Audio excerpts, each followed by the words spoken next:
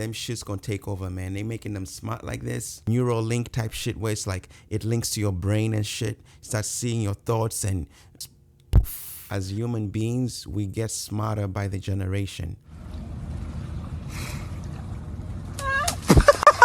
But if you show you something else, I see big watermelons. Guinness World Record medal right here. If this is how advanced it's getting, just think about ChatGPT 10. It's gonna run for president, bruh, and it's gonna win. ChatGPT 10 for president. Keyboard money. What's up, guys? Welcome back to the channel. We're gonna be reacting to Joshua Chang's new ChatGPT 4.0. My mind is blown. So let's get in the video. But before we do that, make sure you subscribe to the channel, guys. Make sure you subscribe because I'm bringing you all the financial stuff, you know, future millionaires. This is a channel for you. So let's go. Joshua, kick it off, man. What's up, Josh here. So in case you missed it, OpenAI has just announced ChatGPT 4o, which is their brand new flagship model that is 2 times faster and more capable than GPT-4. And word. this for all of us is going to be free to use. Now, GPT-4 was previously a $20 a month subscription, but now with 4o being completely free, we also get the benefits of everything that we got with GPT-4. There's Vision, where you can upload images and ask it questions about those images. There's also Browse, where it can scrub the internet for more real-time and up-to-date data. There's also Memory, where it can actually remember facts about you. And then lastly, there's Analyzing complex data. So you can actually give it like an Excel spreadsheet and ask it questions about that. So all of those features are going to be coming to 4o in the next couple of weeks. But yeah, first of all, let's just start with everything that's going to be new with GPT-4o. So in the presentation, the most impressive part was obviously the demo. So they did a bunch of stuff. They asked it all kinds of questions, gave it math equations. I actually didn't watch the presentation. My bad. I'll probably watch that after this video and I'll probably react to that. But for now, Joshua Chang, do your thing, bruh. And asked it to read bedtime stories. And for the most part, I think the intelligence level Bedtime and the stories answers it's giving is pretty similar to the current GPT-4, which is why I don't think they updated the name to GPT-5. But surprisingly, the biggest updates of 4o actually come in the voice feature. Hey, ChatGPT, how are you doing? But why 4o? Why not 4.0? Where's the point? I mean, you know, that point sounds good in these versions, you understand? I'm doing fantastic. Thanks for asking. How about you? Pretty good. What's up? So my friend Barrett here, he's been having trouble sleeping lately. And I want you to tell him a bedtime story about robots and love. Oh, a bedtime story about robots and love? I got you covered. So now we have response times as quick as 232 milliseconds and with an average of 320 milliseconds, which is sort of the average human response rate of a conversation. You can also... That's crazy. I was just watching this movie on Netflix with Jennifer Lopez. It's called Atlas, and AI, that neural link thing, man, them shit's gonna take over, man. They making them smart like this. They're gonna take over. Now just interrupt the conversation simply by speaking, which I think is pretty intuitive. They even put this disclaimer on the website that all of their videos are played at 1x speed, because previously there was such a delay that now it just seems like such a drastic improvement. So yeah, clearly some very impressive stuff here that they are able to pull off just milliseconds for a response time. And you know what I was thinking? The Humane AI pin really would have benefited from GPT-4o with its faster response times, because it was largely flamed online for how slow it took to respond, and it was running on GPT-4, which was much slower. Who designed the Washington Monument?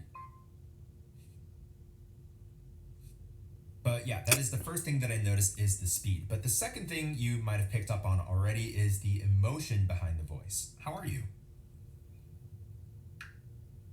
I'm doing well. Thanks for asking. How about you? Hey, ChatGPT, how are you doing? I'm doing fantastic. Thanks for asking. How about you? So it's faster, right? That's what's up. Me? The announcement is about me? Well, color me intrigued. Why she sounds so flirty? Me? The announcement's about me? And I shut The front door. Jessica, I'm not playing with you. Don't slam them on doors in my house. I will take this bitch off the hinges. You you about to reveal something about AI? So it seems like OpenAI has really just dialed up the expressiveness and just the overall energy of this assistant, which I'm not sure how I feel about. It just feels like you're talking to a friend who is just overly caffeinated and overly energized. Exactly my point. She just sounds so freaking, well, you could probably choose a different voice, but just sounds too, what's that word? So excited! So excited! All of the time, which I think for an assistant should just honestly be a little bit more straightforward and straight up. Hopefully in the future we can have the option to customize the voice. I think that would be a smart move. But also you can ask it to change its tone. So in the demo, they asked it to be a little bit more dramatic when reading a bedtime story, and they also asked it to read it in a robotic voice. I really want maximal emotion, like maximal expressiveness, much more than you were doing before. Understood. Let's amplify the drama. Once upon a time, in a world not too different from ours, Nah, that's too much. That's that's too much. How you gonna sleep with that? Creating dramatic robotic voice. And then also apparently the robot can sing, which I'll let you be the judge of that. And so I'd found another robot friend, and they lived circuitly ever after. There's also a new feature that is sort of a subset of vision, which it should keep its day job, bruh.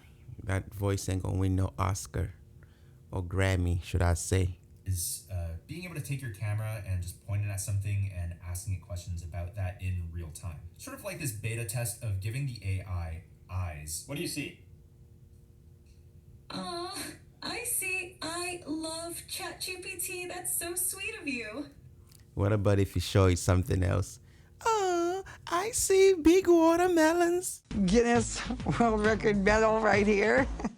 Yes, it's not for having big boobs. It's smashing cans with my chest. I smashed 34 cans in 1 minute. Now, as if all of that wasn't enough, they also announced a brand new desktop app where you can do all of those same things like text input, speech input, as well as upload images. But also on top of that, you can also screen share. So you can have it sort of just look at your screen, and whatever you're looking at, you can ask it questions. Now, I think this is going to be a huge productivity feature. These dudes is smart, bro. Like, so you could just be able to show it like a scene. Like, what are you seeing, ChatGPT? Oh, you're outside your house. Oh, you in your garage. Like, damn, how does it know these things? People, man, people are smart. Like I say, I feel like as human beings, we get smarter by the generation. I feel like that, dude, because like from way back, from Henry Ford and them to now, I think human beings have become more smarter. I can argue to say that, but people just say, oh yeah, we just build upon what's there. But I feel like the brain is getting smarter as the generations come by, man. I'm telling you that. That's how I feel, at least. The thing goes skrrrra, pop, pop, cut, cut, cut. Skitty keep pop, pop. And a pop, pop, drrr, boom. Goes skrrrra. Skitty keep pop, pop. And a pop, pop, drrr, boom, boom. Skitty.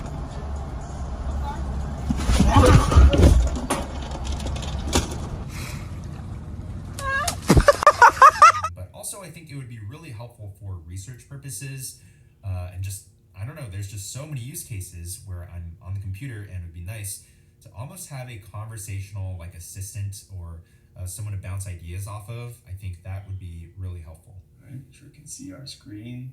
Can you find which one is the hypotenuse? Oh, okay, I see. So, I think the hypotenuse is this really long side from A to B. Would that be correct? Exactly. Well done. Now, just to quickly touch on what the O in Damn. 4o actually really is pointing to, it's not These kids gonna be having ChatGPT do their homework. pointing to so much the fact that it's omniscient or omnipotent, but rather the fact I feel like human beings gonna get lazier as AI gets smarter, because we're gonna have AI do everything for us. Hey, ChatGPT, write me a script for this YouTube video. Hey, ChatGPT, come up with an idea of how I can do this kind of video, or how I can, you know, like, it's just people are becoming lazy, bro. Like, all these things just make people lazy, man. But hey, what can I say? it's technology, right? It's advancing us humans, but also it's making us more lazy to actually do our own things. Kind of like how the smartphone made everybody's memory just poof. Back in the days, you used to remember all your friends' numbers, 5 numbers, 10 numbers.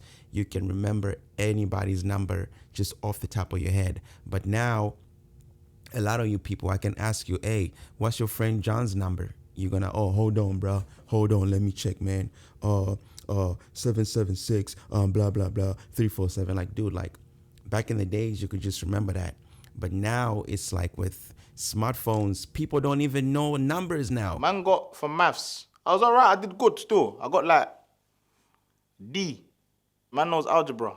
They don't even memorize numbers. It's like memorizing is for people back in the days. It's like these kids nowadays don't want to memorize shit. And then when you start introducing things like ChatGPT 4.0, like people are going to be so lazy. You know what I mean? People are going to be so lazy to whereby that Neuralink thing that was in that movie, whatchamacallit, Atlas on Netflix, those things are going to become real, man. Isn't that Elon Musk's technology, or isn't that one of his companies like Neuralink type shit where it's like it links to your brain and shit, starts seeing your thoughts, and it's just crazy, bro. Like it's like putting Google in your brain type shit, whereby like you could solve any math equation. You could just like, you become smarter.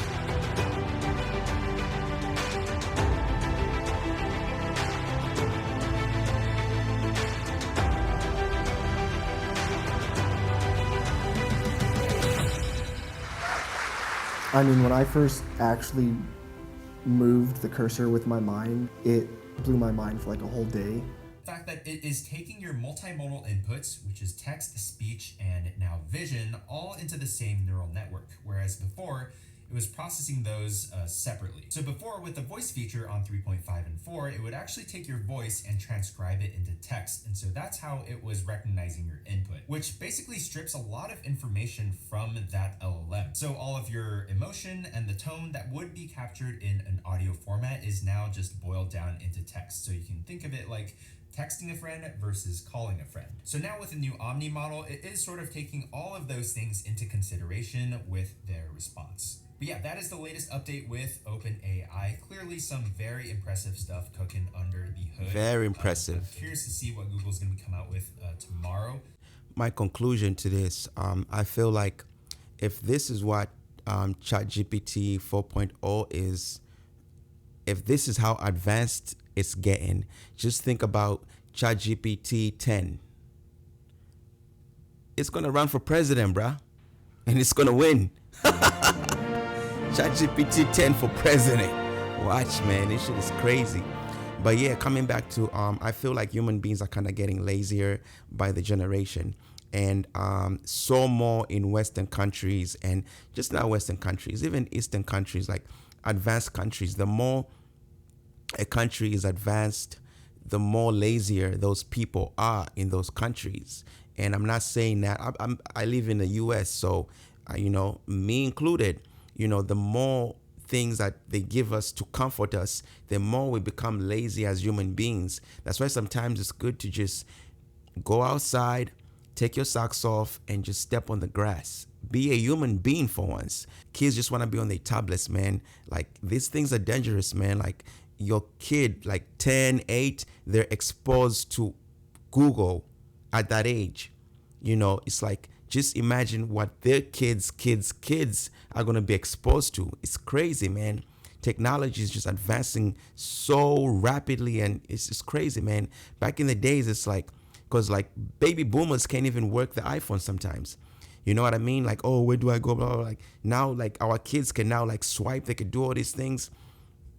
And I feel like the phones of the future are just going to be like, you know how in the movies they do those things where like there's a screen here and you just kind of do like moving things. That's going to come. That's definitely going to be in the future for real. All right, that's it for this video, guys. Thanks for watching. Make sure you subscribe to your boy Keyboard Money. Let's get this keyboard money, this computer money, this Wi-Fi bread, baby.